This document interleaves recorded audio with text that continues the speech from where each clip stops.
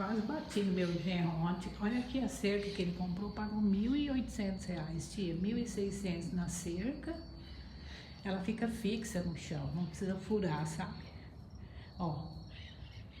E fica aqui na frente, a gente deixa a porta aberta. Ó. Aqui tá construindo uma casa do lado, por isso que tá forrada assim. E os cachorrinhos ficam soltos aqui, ó, tá vendo? Aí eles andam aqui dentro, tudinho, tem esse espaço pra eles brincar, ele que fechou. Por isso que eu trouxe outras cachorras pra testar, pra ver se elas pulam, mas minhas cachorras são tudo velhas, né? E o dele tem 6 meses. Ah, não, vamos escutar um barulho aí dentro, ó. Ó. A Naomi, ele olhando, ele esperando. Aí ele vai mexer com a Naomi. A Naomi, ó. Não. Corre não, vai dele correr não. Vai não, vai não, vai não, ele correr. Vai não. Ah, as cadeiras tirando. Olha a poeira que tá na cadeira. Olha a sujeira aqui, olha.